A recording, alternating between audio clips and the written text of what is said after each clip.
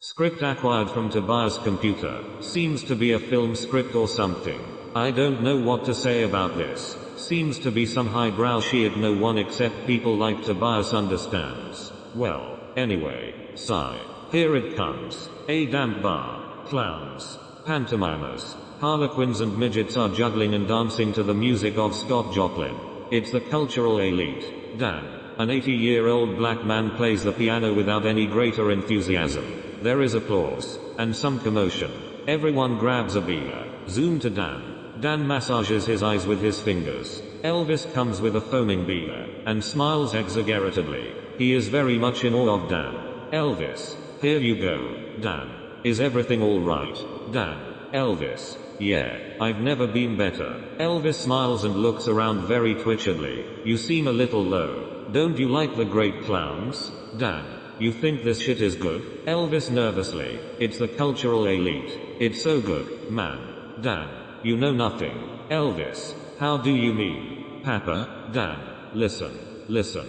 I remember. The midgets hush and wave at one another, and the clowns gather around the piano. Dan. I remember. The 3 Germans. Elvis. The 3 Germans. Who are they? Dan.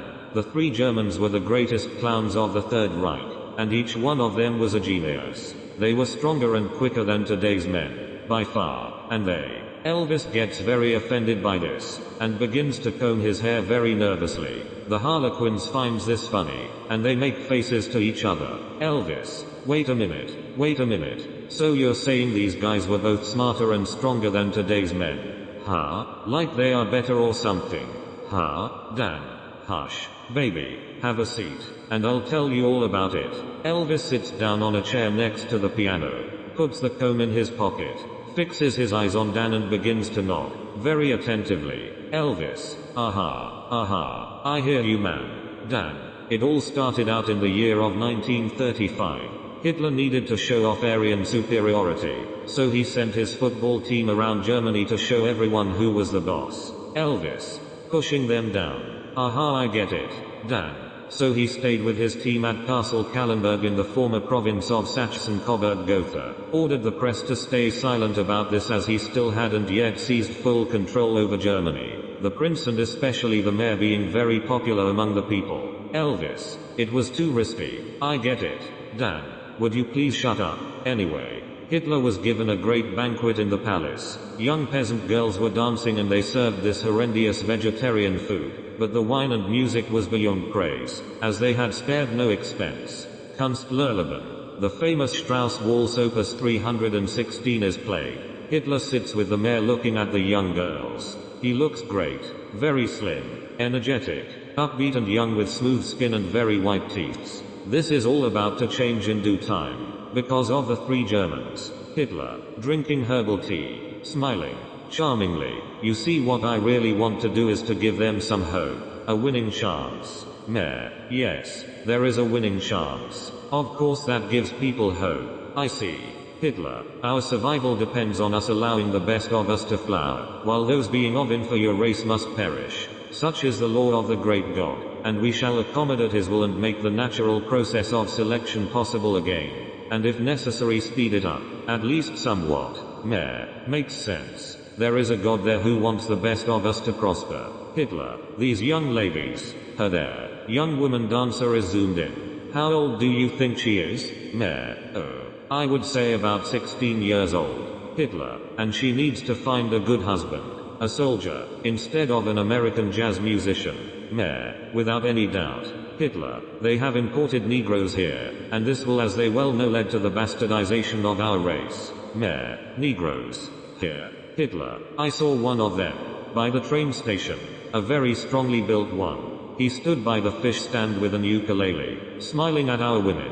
His arrogance was enormous. I clenched my fists and went away, but the ape-man only jumped onto his hands and began to follow me in this manner, walking on his hands. I speeded up, trying to get away from him, but he was very fast, so I began to run, which is hard for me to do out in the public, but this monster kept up pace with me, like a chimpanzee swinging from treetop to treetop in the jungle, and he followed me all the way to the cafe at the church, where I evaded him. Mayor. It wasn't with ill intent, I'm sure. Hitler. Nature isn't moral. Once he had picked up my scent, his subconscious understood that he was dealing with a true leader. They can detect such things. You know, threats to their survival. In the jungle there are different classes and threats. For the primitive man, the apeman sees the flock leader as a deadly threat.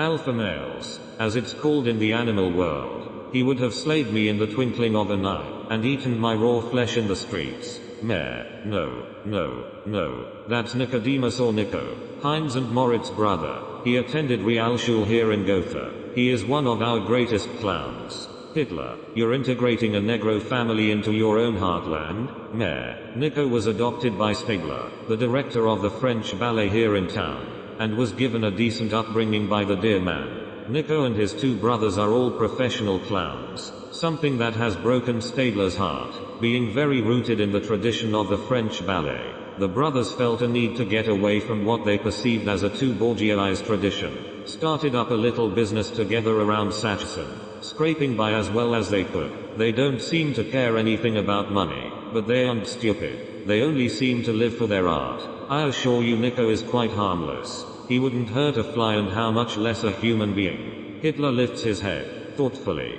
His gaze is dreamingly fixed in some distance. Hitler, a Negro artist. Long pause. Mimer. Sir Hitler looks at the mayor, disbelievingly. Hitler lowers his gaze to the mayor and is very irritated. Hitler, you mentioned the bourgeoisized tradition. Can a Negro really understand such concepts? Banana boats traveling up Mississippi, the master's leather whip and old pianos with hookers on them. Yes, but theorizing about it, I find that hard to believe. Hitler is very stupid here, as he feels the need to disbelieve this tale of a thinking Negro, as it goes against his party program and dream of a white, National Socialist Europe. He admires the strength of the black man, but sees the very notion of them possessing the ability to reason politically as a threat to his worldview. If they can do this, what is the difference between them and a good National Socialist? There would be no argument or obstacle against them settling in Europe then. So goes his thinking. Mimer. Laughing. No one knows quite what goes on in that big head of his, but facts are we find him very amusing. He has made many people laugh during the years. Hitler. Thoughtfully. He is popular, and very intelligent. Again we are at the damp bar. All the clowns are now sitting down around the piano. Some clowns lie together, their heads in each other's lap, smiling and eating exotic fruits. As Dan and Elvis talk, occasional scenes from the past containing to the story is shown. Dan. Now, Hitler was pretty pissed off at this, that this popular clown, a so-called Negro as they said in those days about people like me, yet he had followed him in the streets like that, made a public fool out of him. So Hitler wanted to teach him a lesson. He ordered the tailor to sew an 8 suit for Nikodemus that he was supposed to wear when playing against his football team. Unfortunately the suit looked more like a muskox than a gorilla. The hair was light brown and very long. Elvis. Wait. He was going to play football. This clown Nico as he's called, against the Germans. Dan. Against Hitler's team. Yeah, and the story doesn't end there. In this town they had an athletic club for the gypsies, the Romani, and they had, makes big eyes, a female team. Can you guess what happened? Elvis nervous, looking all around him. Gee, I don't know. Jesus, I don't know. Snaps his fingers all around, then suddenly gets it and looks at Dan excitedly. They set the women up against Hitler's team. Dan. You're damn right they did. Nico ran around there at the football field, wearing his 40-pound muskox outfit together with the Romani women who were supposed to look like traditional Jewish women, as Hitler had ordered. Elvis. How do they look? Dan. Thing is, no one knew. Not even Hitler. So they improvised. Some were smeared with salt, and wore long dark garments with ornamented jewelry. Others had lighter dresses with hats, but the point was to make them look traditionally Jewish. Elvis. Which was a problem, since no one knew what that was. Hey, Dan. Look. Everyone got the picture. It all looked so damn strange. Like people out of another world. And of course this was all done to humiliate the few Jews who lived in the town. Elvis. Yeah, that's humiliating alright. Dan. But above all, it's childish. Now, the plan completely backfired, and although Hitler's team won the match, Nico and his gypsy women won the hearts of the public, as they made it into something funny. The most strange thing about the match though, seen from a soccer player's perspective, is that Nico actually managed to score one goal. Elvis, well, considering these women were football players themselves, it's not so strange. They probably could play a lot better than one untrained in football, even if it would be a professional, say a high jumper. Dan, yeah, you're right. Football is a lot like piano playing in fact. It's not all brute force, and if you've got some brains too, you can do some great things, even if you have to be rather well trained to go up against those guys in Hitler's team. Anyway, the match was not won by Nico. They lost with over 10-1. But as I said, Nico had amused. The ape-man had been able to adapt to his new surroundings, shown good technique with the ball, and been able to fully cooperate with his gorgeous friends. Are you familiar with the term New World Order, Elvis? No, not really. Dan, well, this was like the old world order striking back at the New World Order, and giving it, against all odds, a fair match. It was beautiful to see, really, especially for the older men and women, who did not care much for the new political machinations, young men marching with torches in the streets and such things. Stadler himself was there, Elvis, the French guy, Dan, the director of the ballet, and at the end of the match, he came up to Nico in front of all the gypsies and said, "My son, Elvis, I thought he didn't like him anymore, since he had chosen to be a clown." Dan, exactly. That's why this meant so much to everyone. This gesture of paternal atonement. Stadler was a very respected man in the town, knew both the prince and the mayor, and had contacts in the art and music academies of Vienna. Hitler knew this, and they say Stadler lambasted Hitler publicly, calling him a failed artist. Elvis, he dared do this? Well, Stadler, yeah, you see. Hitler still wanted to be a painter. For all his life he had this dream of being a world-famous oil painter, and as he knew of Stadler's associations in Vienna, he kept silent as the scolding went on. He was very well-mannered, at least in public.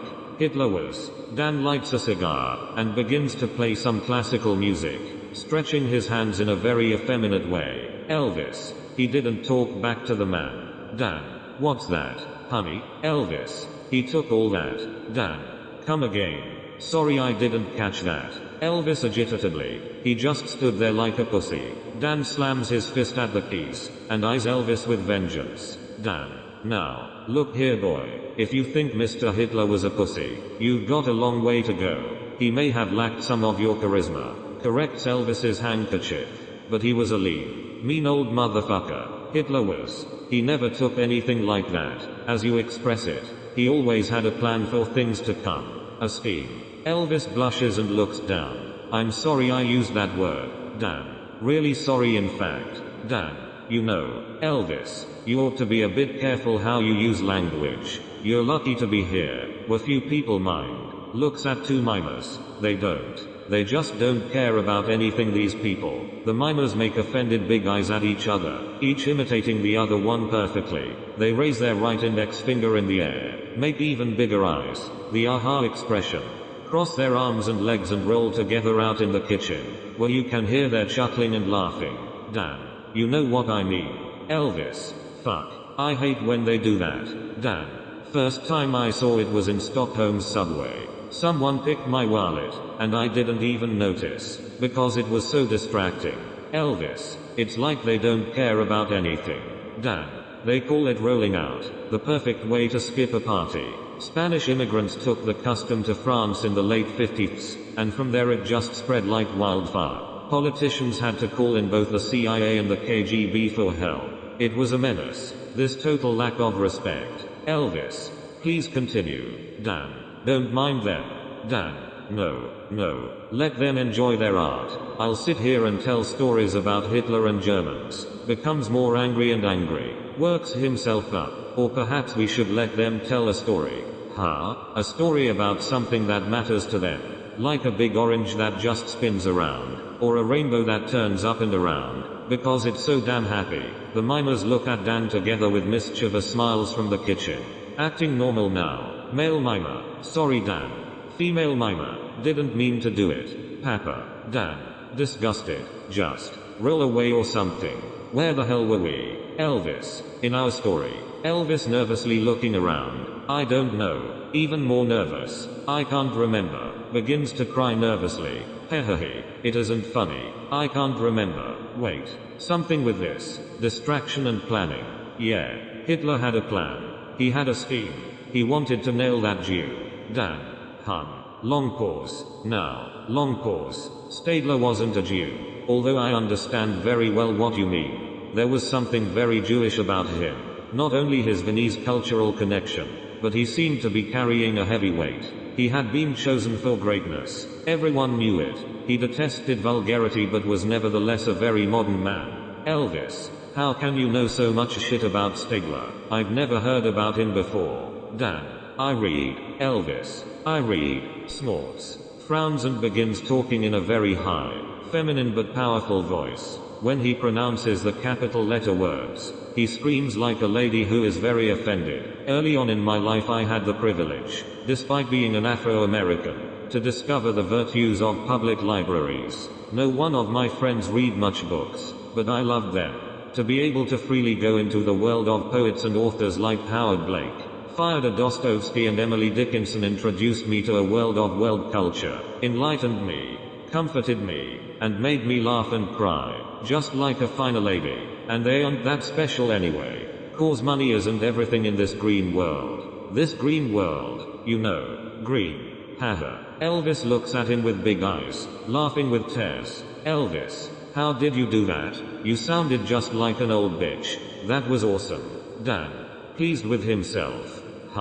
Thanks. But seriously, you shouldn't call anyone bitch. You can't really help if you sound like that when you're really angry. It's not their fault. Elvis wiping his tears with his forearm. Unless they are voice imitators like you mean. Haha, that was totally amazing. I don't understand how you do it. Dan, it has much to do with being a black man. Elvis, how is that relevant, Dan? It has got a lot to do with relaxation, and the ability to go outside of yourself. Breaking your little ego. Now white people are seldom as good at it, even if there are exceptions. It tends to be something artificial and scientifical rather than an honest, heartfelt expression of your innermost soul. They are too bound by conventions. They have too much to lose. Elvis. So why can't the mimers do it? They have absolutely no dignity. Dan. Well, perhaps there's a reason they are mimers. Elvis. Good point. Dan. However, it must be said that some people just aren't that musical. We are all born with different gifts. Gifts of the heart, intellect or the body. Elvis. Heart, intellect and body. Nods his head. Yeah, it makes sense. Becomes agitated, and begins to wave around his hands. It's the heart, intellect and then the body. Mustn't forget that one. There are three things that are important. It's the heart, which is in the body, the intellect, which isn't in the body, probably, and then there's the body, which is in the body too. Like the heart, I mean. Dan looks at Elvis with disgust, but some paternal love. You little clown. Why don't you grab a cushion? You seem tired. How old are you? Elvis, I'm 26. Papa. Dan, you all call me Papa, you clowns. Elvis, that's because you're so fucking funny. Dan, you're so much funnier than the other people here that it ain't even funny. Haha. I'll grab a cushion and a blanket. He does so, and as he lays himself to rest next to the piano, Dan looks at him with fondness. Dan, and I think you're funny too, you little freak. When you call people faggots and bitches like that, you know, there are some people out there who don't take that kind of talk too lightly. Elvis. Faggots and bitches? Dan, you know what I mean. They would attack you if they heard it. Elvis. I would hide their asses. Dan. No, but you would try. And that's why I like you so much. You are very brave. You have what the Germans called a proud heart. I'm stolz is hers. Rest now, little pussy, and dream proud dreams. Dreams of Germany, the true Germany, in the days before Hitler, when people like you were still allowed to exist, out there in the big world. Dan begins to hum an old Germanic tune. The clowns, midgets and mimers all gather together seeking rest. Some midgets beat on bass drums, very softly. Dan begins to sing. Elvis is far away, in his heaven. Überallen Gipfel neist ra, in allen Wipfeln spurest du Korminen Horch, die Vageline Schwiegen I am ward. Wardner, bald Ruhes Duorch. Fade into next morning. Dan is cutting wood in the forest, sweating, and his exceptional physique is shown.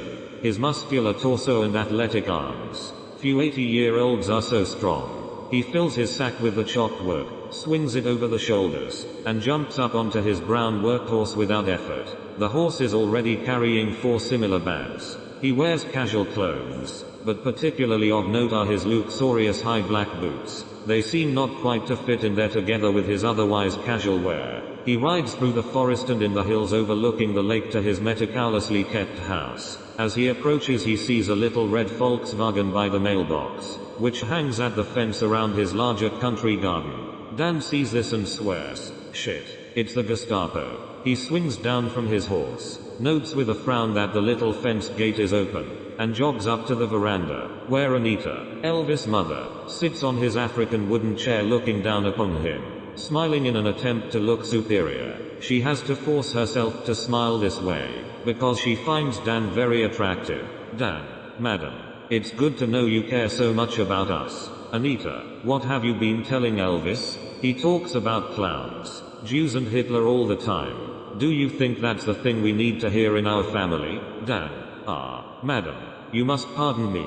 I have toiled Satan Lake and carried wood for all day, and I must let Brunty to the stable and take a shower. We could perhaps talk later. Are you hungry, my lady? Anita, no, I'm not hungry, but could go for a drink. Dan, but you are driving, madam. Anita, so I'll take a taxi home. Dan, suit yourself, madam. The wine is in the locker next to the Encyclopedia Britannica. I never lock it, so you can take whatever you want. I must take a shower now. Dan goes to the stables with Brunty, and as he does so, Anita follows him very stealthily. She takes cover behind the trees and skillfully avoids being seen as she runs to the next cover. Dan has collected rainwater near the beehives. He drops his clothes, takes a bucket and lets the water stream down over his body. Anita makes big eyes behind the tree. She has seldom seen such a man, both strong, mature and refined. Dan approaches the veranda, wearing his white robe, looks very comfortably. Anita sits with a bottle of wine, looking at the bottle thoughtfully. Dan, madam, I'm back. Anita, this wine is very good, I think. Dan, really? What is it? May I see it? It's standard rose, nothing special. Everyone drinks it. It's very cheap. Especially students get drunk by it in the summer. Anita looks at the glass, with an attempt to smile. Anita, it has something very youthful over it. Something that is supposed to be for everyone. I think it tastes like socialism. Really. Something clay-like over its bouquet. Dan sits down in the other wooden chair, and looks at the bottle. But madam, you haven't even opened it. I wonder why you have come here. Elvis is very dear to me, and I assure you I have only the best intentions for him. Anita freaks out, like she's crying and laughing at the same time. Do you think I care about that little brat, that little shit when you're around? A real man. She begins dancing around the veranda, like Birgit Bardot did in the 60s. She spins around.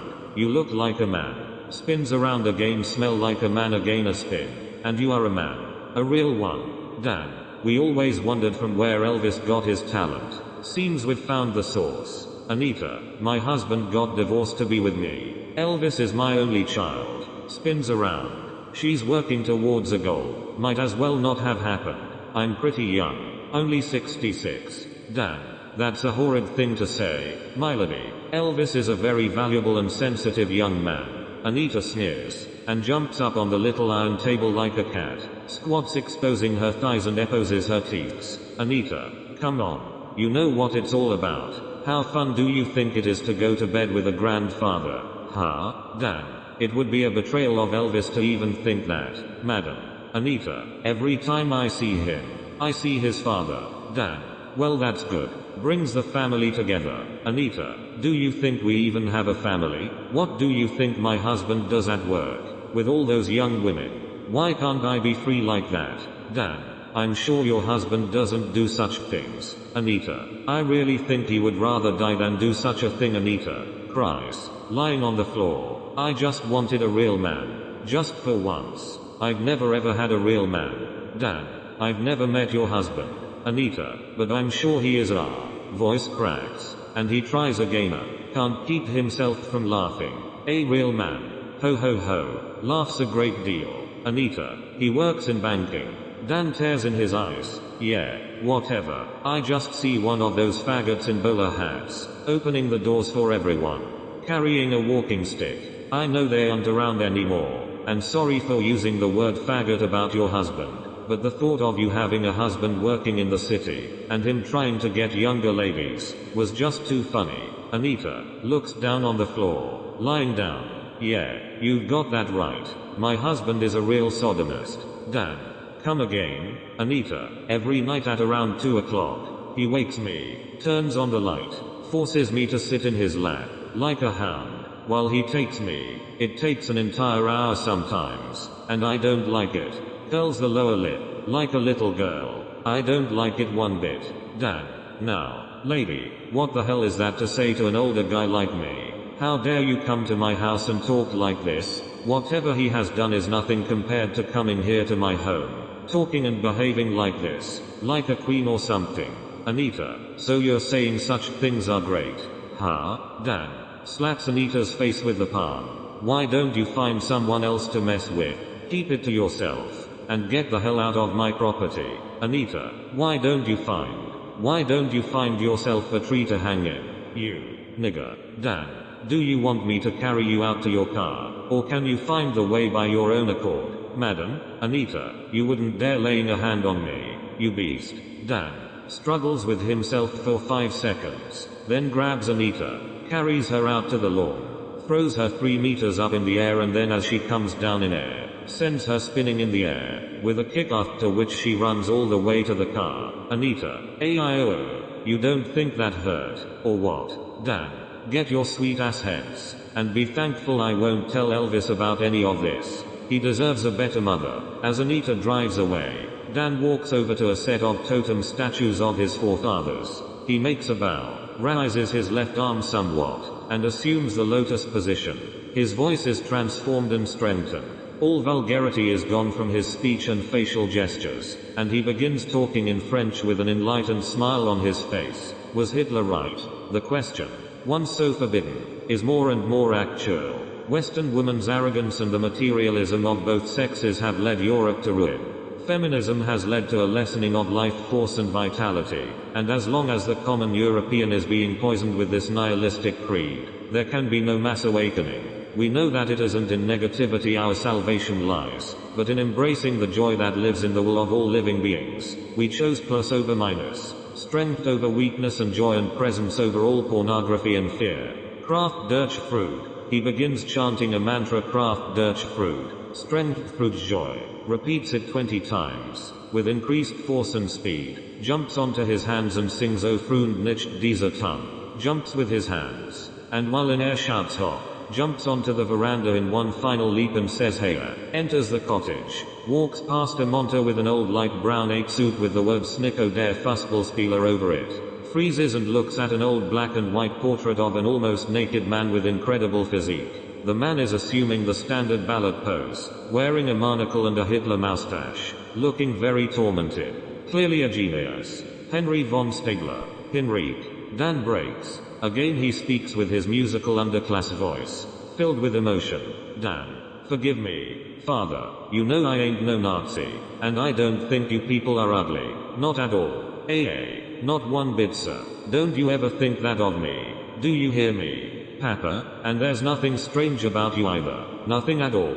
I have thought so in the past, but not anymore. Never again. Do you hear me? You gave me everything, and you are much more my real father than those statues out there ever can be. So help me God. Much more so than those representations of people I never even met in my whines like an old woman. A hag. He's clearly enjoying this game with himself, as his act is pure buffoonery. He continues whining. I wish I could say young life, but as I'm not young anymore, I have become old and helpless. I can't say it anymore, but I wish I could call it my young life.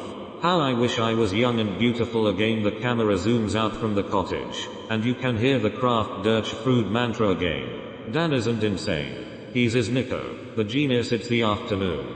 Dan carries a briefcase, wearing a hat. A pantomimer eyes him at the entrance to the pub. Dan What the fuck are you looking at? Mimer pretends to be shocked, then wipes her tears very stylishly, wanting to impress Papa. Elvis is trying to juggle with 3 balls, but fails miserably. He's very concentrated though. Elvis, don't be angry at her, Papa. Dan, she loves it, and I wouldn't be that good if I became angry at that, after a life seeing the things I've seen. Elvis, yeah, I guess you've been around for a while. Dan takes a seat at the piano, places the hat on it and begins playing the first Hananetu. Dan, why don't you practice with 2 balls, while he is playing? Elvis, no, it's humiliating. Dan, humiliating? Put those balls down, and come over here. You're a white kid. Elvis, you don't know anything about humiliation. You just think you do. Your mother knows you've got to learn to walk before you can run. Your mother, he can't keep up concentration, so he slams his palms at the piano keys. Elvis, my mother? Dan faces Elvis seriously. We've got to talk about your mother. Elvis, she ain't the person you think she is. She has a darker side. Elvis, a darker side? What has she done now, Dan? It isn't about her really. It's about everyone. Come on over here, and I'll tell you all about white man's double nature. Elvis comes on over and sits down. The mimer looks at them excitedly. Mimer, may I listen to? Dan, looking serious, with dark eyes. I doubt this is a part of the story that you should hear. Little one. Mimer, please. Elvis, yeah, please. Papa, what harm could it do? She isn't as innocent as she looks. Dan, it contains sexual things. Things not appropriate for a teenager, a little girl. Mimer, I'm 29, and I've seen a lot of ghoul porn. Elvis, ha, I know it is true. Dan, I should slap your face, you little harlot. Anyway, there are things that has happened in old Europe, that are considered too dark for the modern man's heart and ears.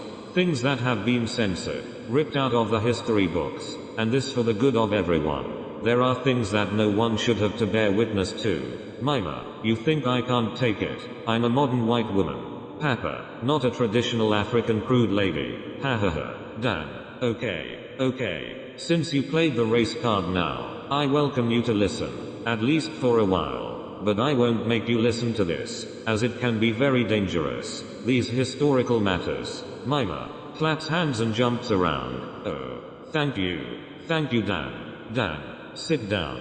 Mimer sits down on the floor while Elvis sits on the chair next to the piano, nodding his head, listening attentively. Now, as been mentioned, Nico Mimer, my hero. Elvis, hush, don't interrupt. Dan, as mentioned, Nico had a father who was the manager, or leader really, of the French ballet.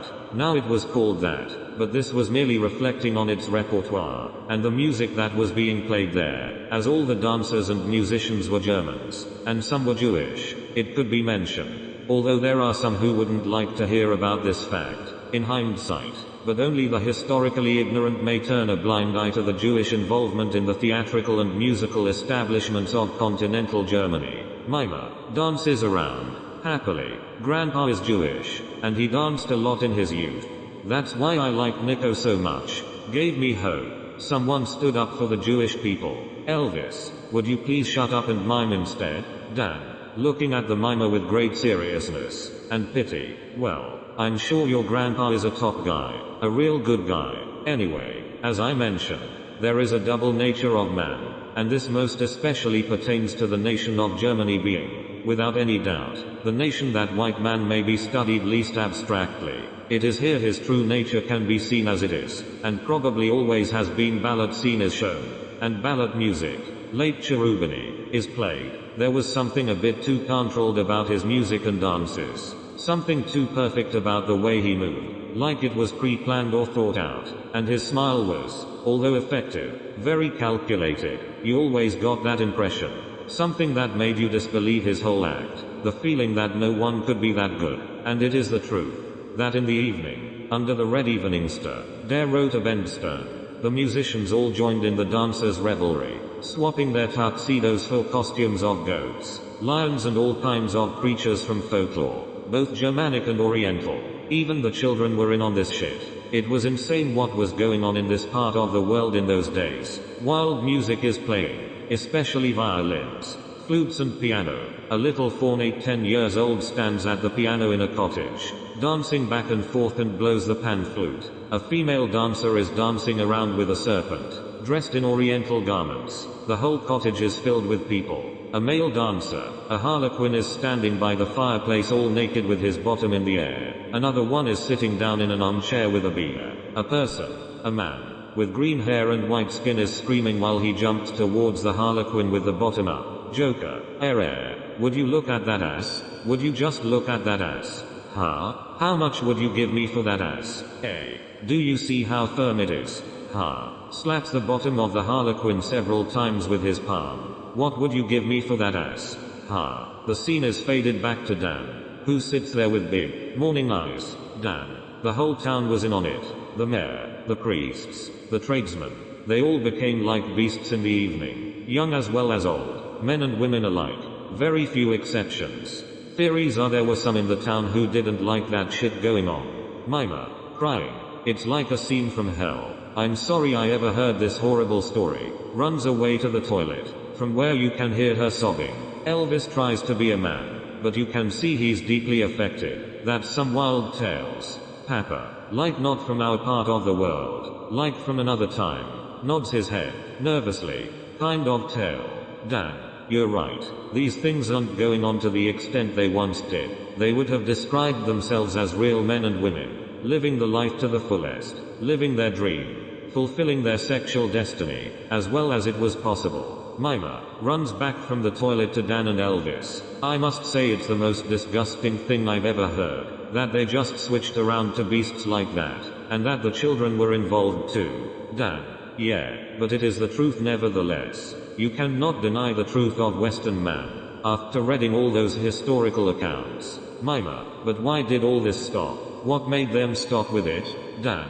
There are many theories about this. Some mean this shit is still going on around the world, as they cannot fight their nature. Others maintain that the secret services, mainly the KGB and the CIA, effectively put a stop to this after the Second World War. Others yet hold that it was modern psychology with all its insight that finally ran these people in. Elvis, psychologist. Ha? I thought they were all weird freaks. Mimer, how can you say such a thing? Elvis, anyway. How could this be the case? As we know, people became liberated by the sexual revolution, and the pill. Rock and roll. Everything good really. Dan. Good question. But the thing is, and we know this, the thing is that living like that doesn't really makes us healthy. At least not in the long term. Elvis. You mean like a modern man? Dan. No. Elvis. I mean like those old people of Germany and continental Europe. The young folks of yesterday. Die Junge Loot sind och die old loot. Mimer, you're so stupid. Elvis. There's nothing wrong with people today. Dan. Hitler would have hated the people of today, but he hated those people even more. Mimer. So what? He hated everyone. Dan. You might be right, but the difference between him and a man like Stadler was, Mimer, Stadler hated them too. Elvis. Was that what Hitler saw as something to eradicate and change? Stadler saw an inevitable human condition. Elvis. I thought Stadler were the worst of them. A real monster. Dan. No, he wasn't. And neither were those people. They did what they felt was right. And in the end, who can say they were wrong? They would have argued they had more fun than us. And there's no denying this mentality and behavior, especially if you study the Roman Empire, has always been the norm rather than the exception. Mimer. It's just so creepy that they could change like that. Like turning to wild beasts. The complete lack of control. Dan. That's where you are wrong. These people had very high control over themselves. They just chose to let go of this control at the appropriate time. Mimer. Yeah, like every evening. How sick isn't that? It's so unfresh. Dan. Look, honey, I'm not defending them. I'm just trying to explain why things were like they were and why, despite all our advances, people still feel sexually unfulfilled, an emotion unknown to the old ones. Die Alton. Elvis nodding his head, excitedly. I understand what you mean. They just did their thing. Like no questions asked. Just a short job in and out for 2 to 5 seconds. Like on Natura film. Mimer, you're disgusting. Elvis. Dan. No. If you're thinking that these sessions didn't take time, you don't get the picture. These events normally lasted from around 8 o'clock until midnight and later, when they fell asleep, most in their homes, but some, who liked to drink, out in the streets. Mimer, I can tempt them, Dan. You mustn't do that, honey. It's more than probable that your own ancestors, of whom I know nothing, were, let's say, more than acquainted with these kind of festivities. Mimer, how dare you? My ancestors were merchants, lawyers and peasants, honorable people. Dan, honorable people. What is that? And above all, how could you know? Mimer, I've seen pictures. Dan, pictures are staged to show your best sides, honey. There's no telling what went on when that camera was shut off. Dreamingly, am still unheard. One dare wrote a Bendstern. Urshan. Mimer, my ancestors were not wild freaks. Elvis condescendingly. It's alright. You couldn't know. You didn't understand. Tries to hug the Mimer. Mimer, don't try to comfort me. Get your hands off me. Dan, why don't you go and write a pantomime about it? I told you this was the real deal. For men's ears only. Elvis, that's right. You should go. Mimer walks away slowly, sobbing. There's no hope. Absolutely no hope. I'm doomed. A bad person. Elvis smiling, naively. So what's all this got to do with mother? Dan is tending his garden. The sun is shining. The red Volkswagen of yesterday drives up to the place and parks outside, by the mailbox. Dan. Oh, shit, here it comes again. An elderly gentleman gets out of the car, and waves at Dan by the gate. Hi, Dan. Dan. May I come in? I heard what she did. My name is Pi. I began to cry like crazy when Elvis told me she had been here. Dan walks up to the gate slowly, and opens it with a big smile. Dan. This is Anita's husband. I understand. A real pleasure to meet you, sir. Hi. The same. I work as a bank clerk downtown. Dan. Still going strong. I respect all people trying to earn a living, whatever that may be. Please, let me shake your hand, sir. Hi. Nervously, takes off his hat and shakes Dan's hand. Look, this thing has really been eating me. What my wife said to you, what she did. Dan. Atch, don't mention it. It's natural. It's only a woman. Hi. I'm pleased to hear you share my feelings. We may have much in common, you and me. Dan. Smiles and nods his head. We are men. Hi. Would you care for something to drink? Hi. No. I don't drink while I'm driving. Dan.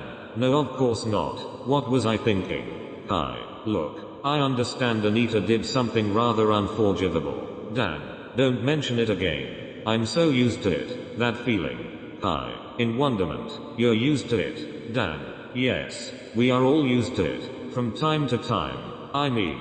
And although we seldom expect it, it sometimes happens to us. Happens to me from time to time. Even out in the streets. Hi. Really, Dan? Yes, spits on the grass. It hurted a lot the first time. But as you get used to it, it hurts less and less for each time. You even begin to feel a twisted enjoyment out of it. Especially when women do it to you. Hi. Women? Dan. It's all about entitlement, as I see it, and as an old entertainer I'm always looking to give people value for their money, and if that's what it takes, if that's what they need, hey, let's all just have a go at him, at me. The old nigger smiles bitterly and spits again at the grass. Hi. Hesitates, and begins moving to the gate. I see. I don't know what to say. I suppose I don't know why I should feel any shame about it, when you people are here. His voice breaks and he begins to run to the car, quickly gets in, and drives away. Dan continues to tend his garden. Well, that's one of them, for sure. Why do I get the feeling I'll never quite will figure them out? Laughs aloud. The faggots. And to think Elvis lives with those people. I need to do something about this situation. Sort it all out. The boy is very dear to me, and deserves a real family, a real father, and a real mother. Puts down the garden rake, and walks toward the totem statues. Begins to talk in a very refined voice, again in French. Dan. To do the right thing. What is that? Who dares to say that Hitler did not do what he thought was right for Germany and Europe? Honoring people. That's what it's all about. Honor and doing what's right. Forefathers. I beg of you to offer me assistance now, for I'm at a path that I can't go back on. I was given unique gifts. No one can deny this after all the good I've done. But my life can't last forever, as we all know, and I'll soon join you in the afterlife. But I fear for what is to come of this world. when I'm gone. I fear for Elvis. He's like a son to me, and I need to do the right thing, so that I can leave this world looking a little better than in the state I found it in. Even if those words sound trite and meaningless to Whitey, look at me with mercy, as I try to follow in your footsteps, and do what's right. Have mercy on my soul for what I must now do. He begins the craft dirch fruit mantra again, jumps onto the veranda with a hey again, and walks into the cottage. He is very pleased with himself, and as he sees the portrait of Stigler, he tries to get out of the situation. He talks again with a very emotional, musical voice. Dan, come on. Father, what did I do now? You know I ain't no Nazi. We've been all over that. The portrait talks back. Sounds like hisses. Very strange sound. Faggot. Dan. Yeah, what's that to talk about? You don't like that word or something? Portrait, you're a disappointment. Dan. Breaks down. Really? Shit. You know I mean nothing with that word. It's just how these people are, that they talk about such shit. You know, like what they do to each other in bed and such things. Looks at portrait. Gets even more anxious. Like his life is at stake and begins to cry heavily. Slave imitation.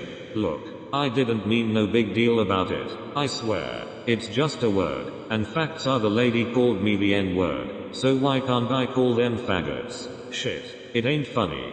Please don't be angry at me. Father, you know you're much more like my real father than those lifeless pieces of stones out there. Those representations of people, who although they were very highly elevated princes if I understand things correctly, I've never ever even met. Adopting me like that, against the will of the people and the court there, against the will of father and mother, it's nothing compared to the evil of using the word faggot. You're right, father. How should we proceed?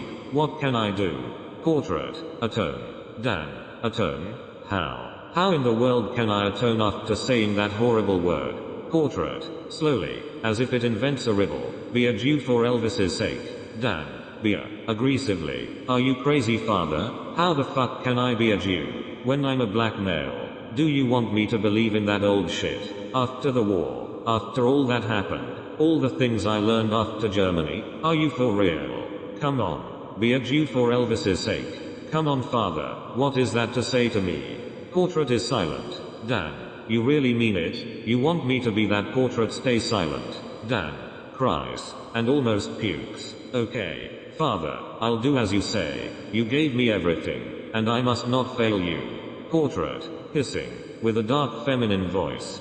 Come on. It'll be fun. For me anyway. Cottage is zoomed out. You hear Dan whining, oh, God, oh, God, oh, God. I'll see what I can do. And then craft dirch fruit over and over again. Dan isn't giving up. He hangs in there. He is Nico, the genius. And nothing can break him. Not even his father. It is afternoon. Dan walks up to the Mimer as usual, and smiles warmly at her as she does her trick. He says, "It's very fun to see you."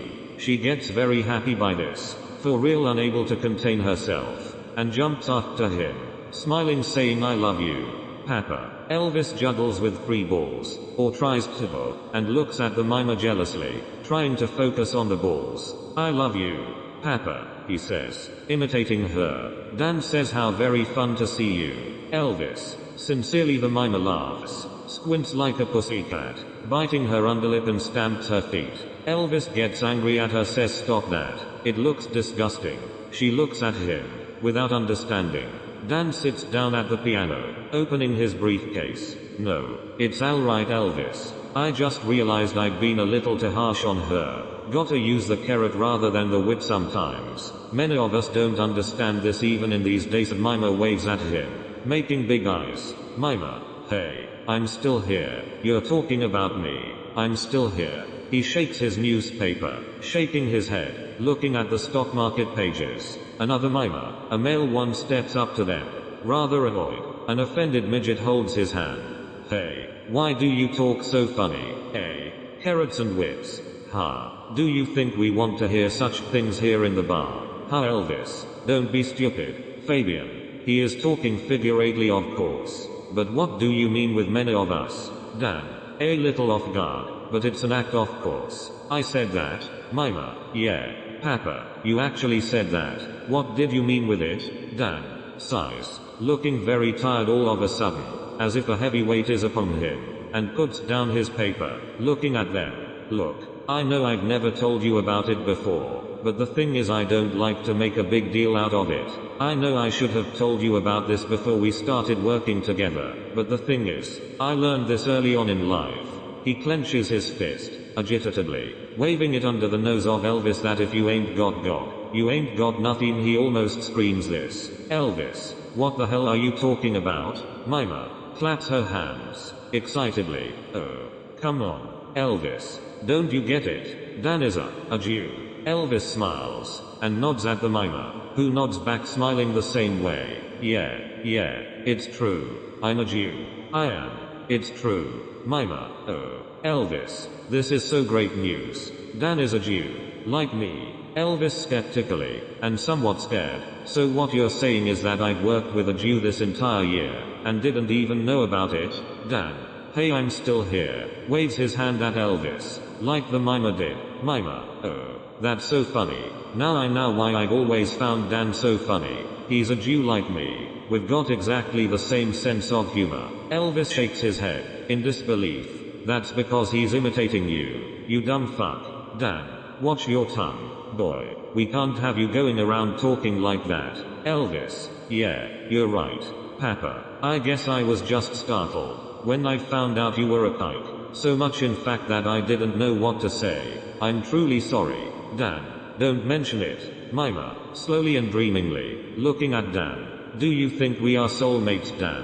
What? Mimer, that we belong together, like God created us to be together, that kind of feeling? Dan laughs a high-pitched laugh, really amused. I need to go to the bathroom. Why don't you stay put? He goes into the bathroom, urinates and laughs while he wipes himself. As he comes back, Mimer is crying. Elvis, what's the matter, honey? Mimer. Elvis says I can't have a soulmate, because I've got no soul and ain't no real Jew. Elvis agitatedly dances around pointing the finger at her. That's right, you're flirting, fooling around and sleeping with the whole neighborhood. A lot of guys, all at the same time. You even do it with women. You freak. You aren't the real deal. Not like Dan is. You ain't no real Jew. Mimer, screaming at Elvis, with tears in her eyes, as if you are any better, like you wouldn't do it if you could. It's not my fault nobody wants you. Elvis pants, jumping up and down, snapping his fingers. You think that got to me? Hey, you little whore. We aren't playing in the same division, you and me. We aren't even playing in the same universe. Mimer, panting in subconscious imitation, like Elvis. So you really do think you are better than me? I hate you. Screams and waves a punch at Elvis, who ducks it. Elvis biting his teeth. If only Hitler had lived, you asshole, he would have taught you a lesson. Dan clears his throat. Mimer points at him. Mimer, do you think Papa likes to hear that shit? Dan assumes a face and posture of the utmost dignity. He smiles slightly, a very bitter and refined smile, and crosses his hands. Hitler, that's a name I don't like to ever take in my mouth. Long pause. Elvis understands he crossed the line. Mimer looks at him winningly, and in the end he caves in. Elvis, you're right. Papa, I'm out of line. I just became so pissed off. I didn't know what to say. Dan, silence is golden. Long pause. Elvis, okay, Dan, and there are some words that are best unspoken. Nods his head, acting very wise. Elvis, you mean like Hitler? Dan makes a face, as if in pain.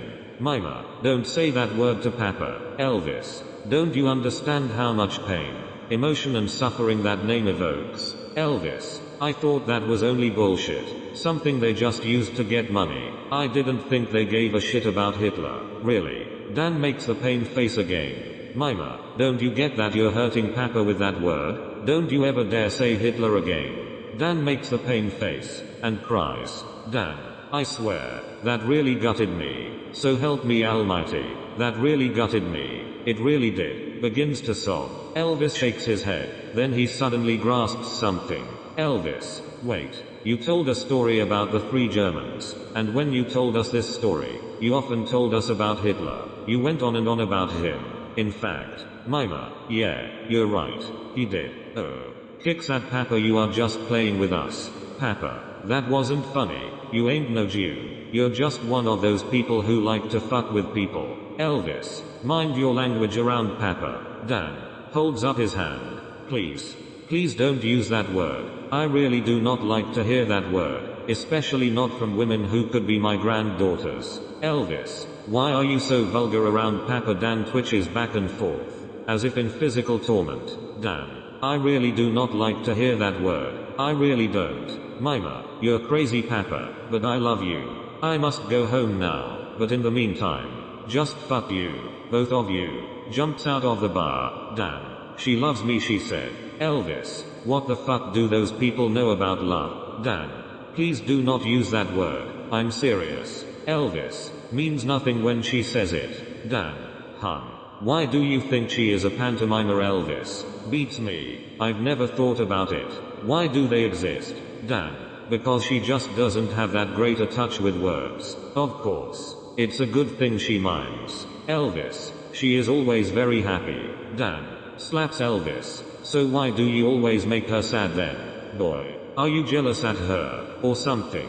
Do you want to be like her? Elvis, you're right Papa, I was out of line. Dan, we can enjoy their talents, but we must never ever want to be like them. Do you understand? Elvis, yeah, I remember how it was in old Germany, from your story. I mean, wouldn't wanna go back to those days, and be like those people.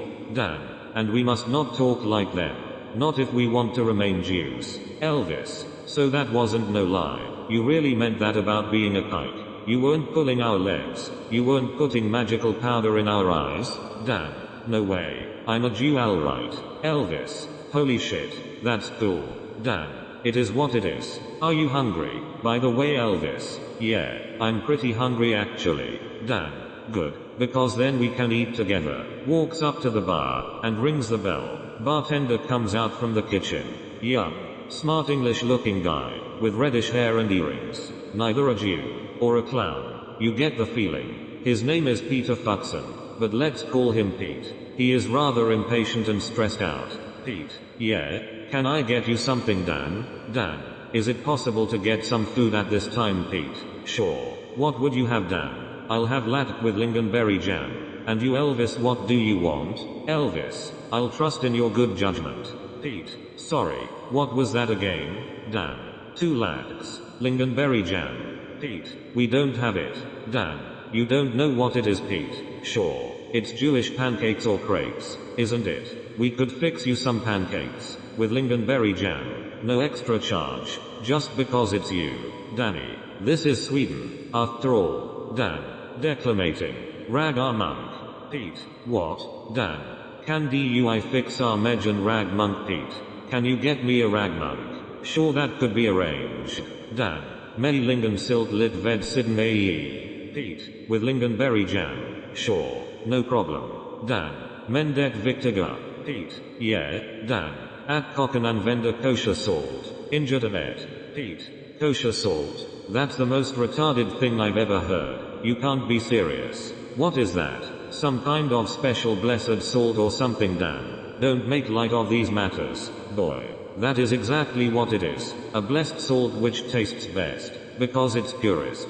Pete, tiredly, and somewhat disappointed. Look, Dan, I didn't pass chemistry in school, but I remember this. All salt is exactly the same the world over. There is no special salt that tastes better. You can just as well take the fling salt they use in the streets on the ice. It's the same salt. Natrium chloride or something.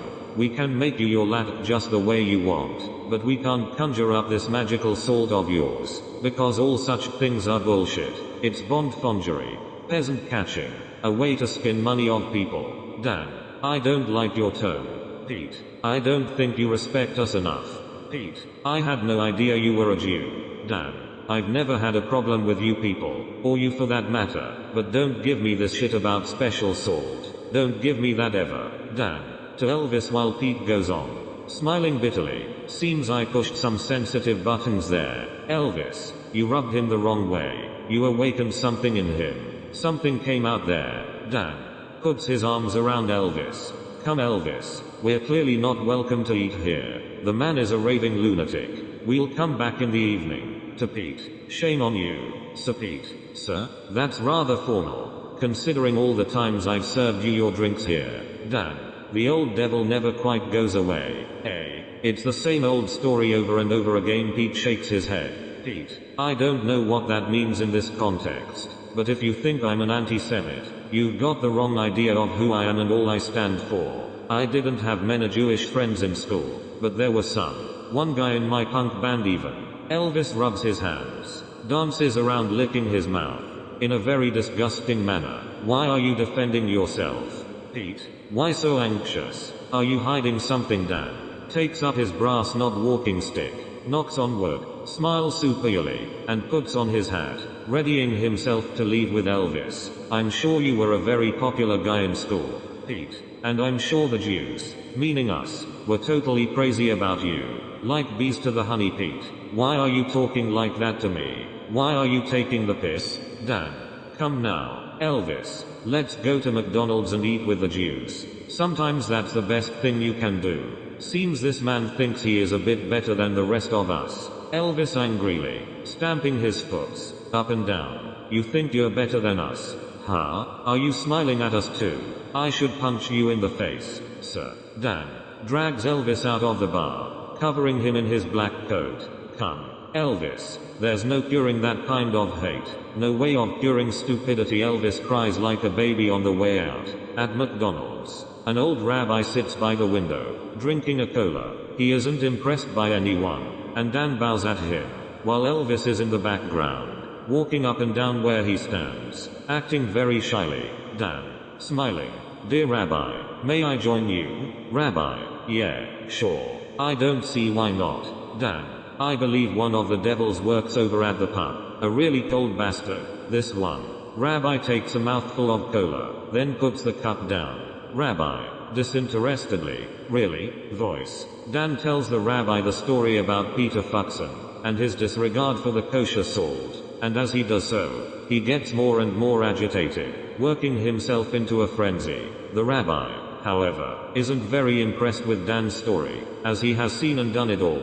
Rabbi drinks his cola, while Dan is illustrating his story with gestures and signs, and slams his fist on the table. After Dan has told his story, the rabbi speaks. Rabbi, yeah, I know who he is. It's Mr. Fuxen, but he ain't no anti-Semite, although he is one of those people who lie with men. This is, as you could very well understand, no real problem for us, except that he seems to go for his own people mostly. But since we live in the times we do, we should be very sensitive and discreet about these matters. I would like you to apologize to Mr. Fuxen, on behalf of us all. It's not important, but needs to be done. Dan, nodding his head. Aha, you're right, Rabbi. Sometimes the least important things are the most important. Rabbi, smiling cunningly, the devil lies in the details, and we really want this guy on board with the rest of the team.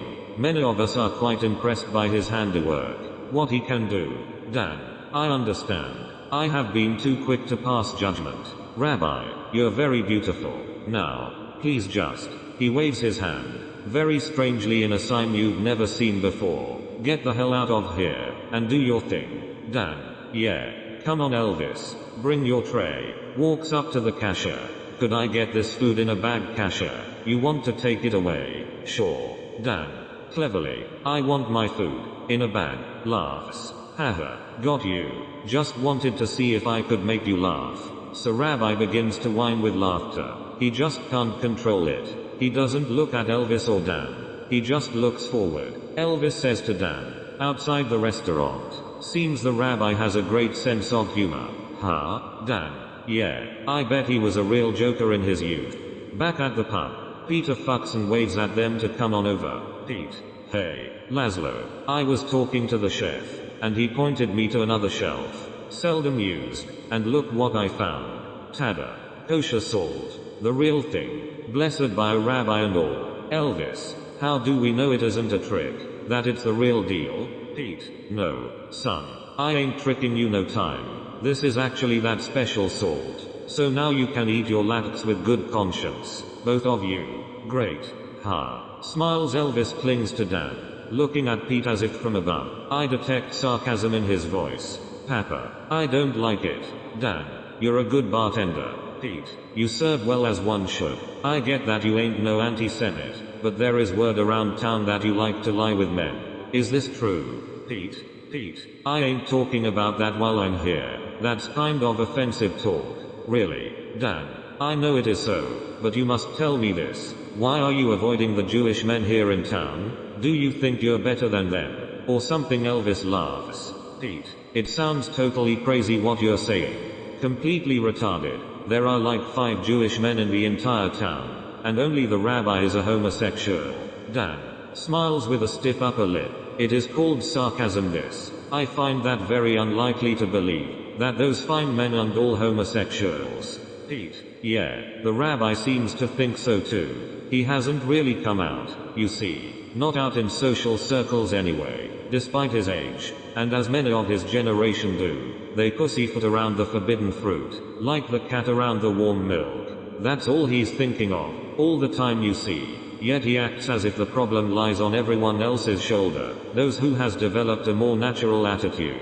If you pardon me that expression, Dan. No offense taken. Even more sarcastically, I have always maintained that you people are among the best humanity has to offer. That's why this is somewhat embarrassing. Elvis begins to dance around, smacking his tongue and licking his lips. Nervously, Dan looks down on his hands, as if making a confession. You must understand me now, as this is hard for me. You see, I am no homosexual, but I am a Jew. Pete swings the cleaning towel on his shoulders, looking very amusedly at Dan. Pete, okay, Dan, still looking down, trampling a little, and I was always taught that you must not lie with men. That's what they always said. Do not lie with a man the way you want to lie with a woman. I never got what all this fuss was about, why this was so important to talk about all the time. Pete, smiling, without any ill spirit. Well, I suppose homosexuality was not unheard of in old Israel then. When they wrote those laws, they just didn't know what to do with us. Didn't understand us. Haha. Well, I don't understand myself even. Half of the time. So no disrespecting the old Jews and their wisdom. Dan studies Pete, with half-closed eyes, like he knows everything.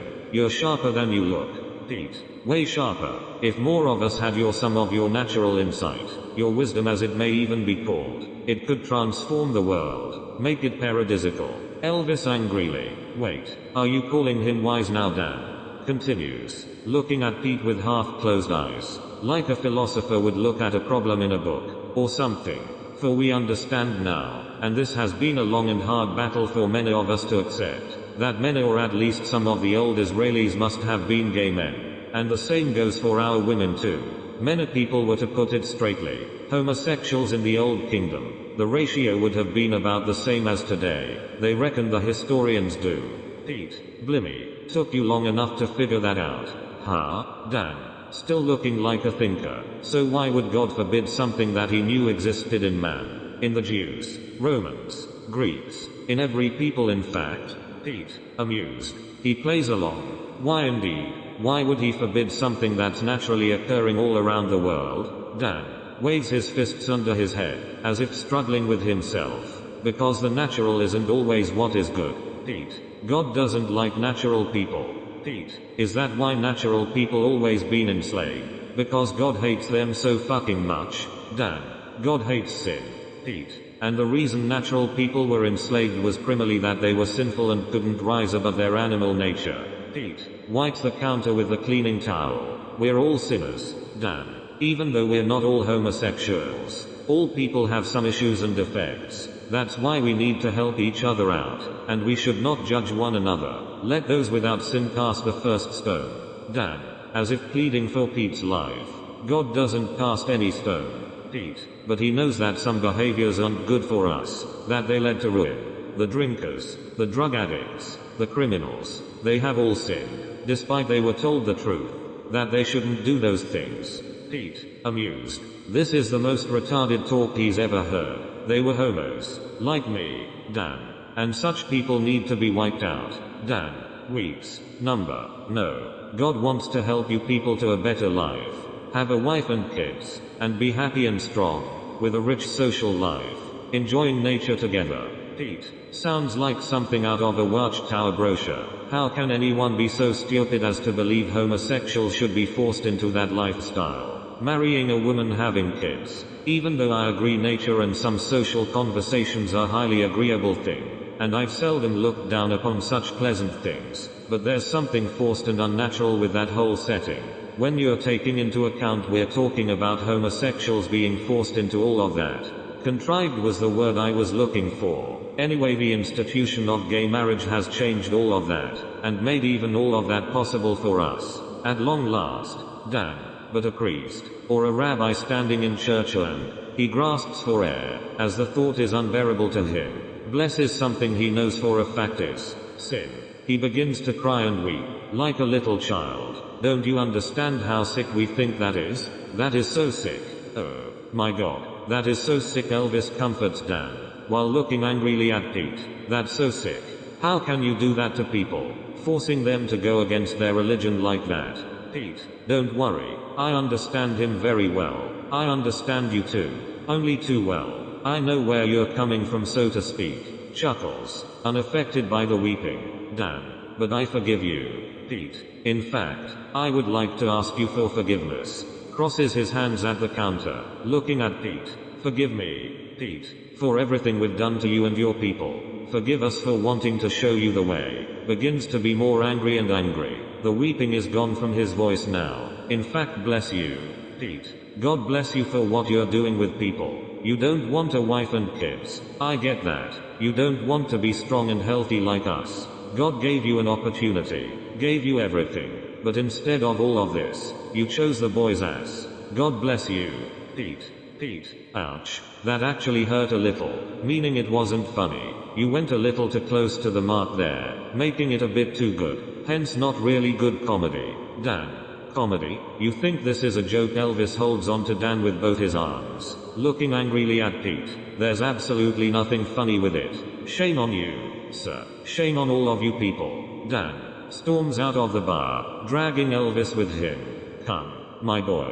We need to get some fresh air. Midget, sitting in the bar. How could you let them talk to you like that? Pete, don't you think I understand how that hurt, Pete? It's nothing. I'm a professional, and got to deal with these people on a daily basis. You've got to keep in mind that these are just funny people who need to act out like that. Then it doesn't hurt at all. Never ever take them seriously. That's the solution. Ignore their emotional masturbation. Cause if you begin to care about them, then you've lost the game. Midget, I just wonder why they need to do it in front of you. Why they can't keep it to themselves. Pete, that's part of the fun for them. You see, they need to do it in public. Otherwise it doesn't work for them. Midget nods his head, lays two and two together. That kind of feeling. So, in a way, they are having sex with people, behaving like that. Pete, yeah, exactly. Midget, well, that makes them homosexuals too. In this case, right.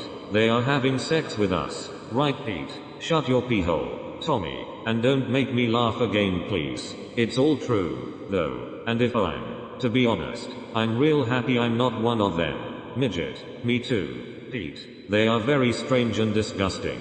Pete, I wouldn't call them disgusting, but there's no denying their strangeness. Dan and Elvis sit by the lake, eating their McDonald's food. Ducks and crows are walking around near them. Elvis, there's nothing like it. Dan, nothing like what? Elvis, a hamburger and a cola. Dan throws some bread at one of the ducks. They flock eagerly around it. Look at them. Elvis smiling. Yeah, they like that shit too. Dan takes a deep breath. Time for education.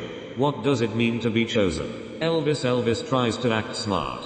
Twists around, blinking his eyes very nervously. I guess it means whatever the fuck we want. We kikes. We just set the agenda, and let other people play along with it. Dan, that duck I threw the bread at. I wanted it to have the bread. Elvis, yeah, Dan, I chose that duck.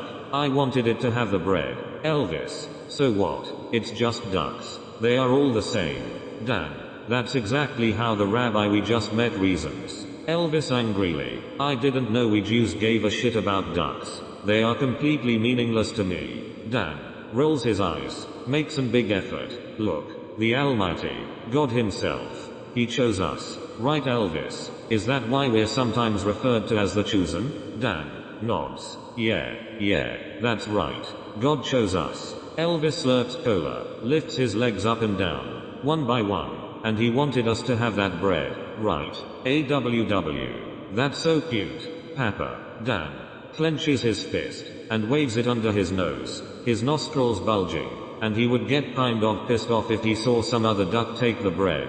Huh? Do you follow my reasoning? Boy, Elvis pondering, very thoughtfully. I don't know. I just don't know about that. Papa, I didn't see you give a shit really. Neither did I, it's just fucking ducks. I want them gone. I just want them to fly away. Really? Dan, that's exactly how the rabbi reasons. Elvis getting bored. Really? Dan, the rabbi, who is highly intelligent by the way, teaches his followers that that's all bullshit and life's just about coming in other people. Elvis, well, I guess he has a point. Can we go now? Papa, I'm getting cold. Dan, no, don't ever talk like that. Don't talk like them. Elvis, them.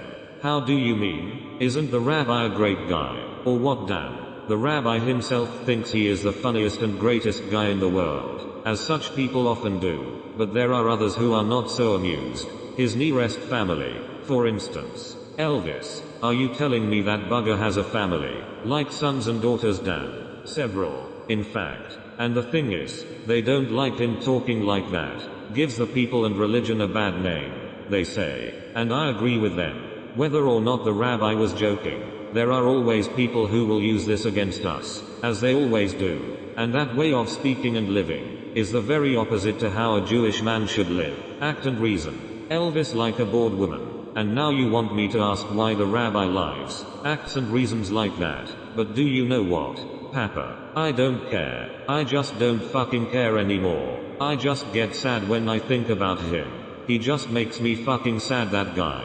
Dan, okay, come on. And I'll let you in a secret. Puts his coat around the freezing Elvis, and they walk back to the bar, in the streets. Dan, why do I live alone, out there in the forest? Elvis, I don't know. I've never thought about it. Dan, the reason for this, and hear me and the dear rabbi are of the same heart, is that we Jewish men know that women can't make a man happy, ever. Elvis, they can cook and clean for us, and give us a blowjob. That's all they're good for. Dan smiles, very forgiving. No, that's not why we're here for. I'm talking about something much deeper. Elvis, yeah, and what's that? Scratches his head, uncomfortably. There's something very faggotry about this, about everything really, including the rabbi, and I don't like it. Dan, neither do I, son. But we must not use that word. Don't say that word ever again. And this includes talking about blowjobs and all such things. That's not who we are. We don't talk like that. Elvis breaks down crying. So why can't I point out the obvious, naming the spade a spade, that the rabbi is a faggot? They all are, including father. It's like a nightmare, one you can't wake up from. Dan, say funny instead of faggot or faggotry. Sounds much more agreeable to the musical ear. Say, the rabbi is a funny guy. Elvis, the rabbi is a faggotry guy. Probably the most faggotry guy you'll ever meet in real life. And if you think that's funny, you can move to move to New York City. Move to fucking New York City, and live with the transvestites there. Dan slaps Elvis hard. Sorry, son. I needed to do that. Elvis snaps into attention.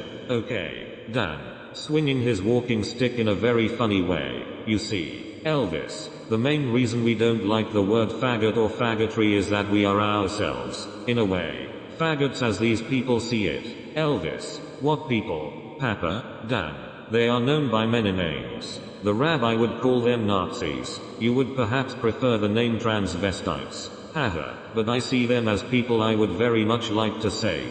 People very dear to us. Closes his eyes solemnly and kisses his own hand, making some strange gesture that means nothing. Elvis, save the Nazis? Why would you want to do that? So they can kill us again? Dan, we are all God's children. Elvis, we all deserve to live, and in a way I can think of no people so worthy of our pity as them. Elvis, pity? They don't feel any pity to us. They see us just as fucking vermin. Papa, Dan, I don't think they even think like that. Elvis, not until someone comes up and says it to them. They are very much like children. And children need to be taught what is right, and what is wrong. And if you tell a child every day that Jews wanna kill them, of course they are gonna get afraid. Elvis bitterly, with a stuff upper lip. I've never thought of it like that. Opens up an entire new perspective to you. Damn. They are a little like animals. That's the truth. Elvis. Genetically inferior. Damn. I wouldn't say that. Elvis. I wouldn't say that. Elvis. Guess nothing hurts like the truth. Huh? You're afraid of pissing them off. I get it. We must not awaken the beast again. Never ever again. Damn. Elvis. What's the difference between a Jewish man and a non-Jewish man? Elvis. The Jewish man believes in Judaism. Damn. Yes, exactly. And we know for a fact this, that a woman can't ever make a man happy, if he is looking up to her to be some kind of entertainment, a bitch or a clown. Have you heard this? Elvis recites, the man who pleases God will escape her, but the sinner will be ensnared. Elvis. Yeah, of course. It's Ecclesiastes 7:27. Everyone knows that. Damn. And who is the sinner here? Elvis. Elvis. I don't know. It is those who lie with men. Damn. Not in this context. Elvis. In this context it would rather mean those who lie with women, and especially those who like to drink too much and talk about blowjobs and such things. Those are the sinners in this context. Elvis. So in this context the rabbi is not a sinner. Damn. Exactly. Elvis laughs approvingly. Yes, exactly Elvis. You know, damn. This is all very disgusting to me. Damn. Now you understand why the rabbi is the way he is. He is trying to prove a point. Elvis. He is a very disgusting man. I hate him and feel like puking right now. Damn. He is not the sinner here, and he knows this. He just hates those people so fucking much, including the women. Elvis twitches back and forth. In despair. Why can't he be like you?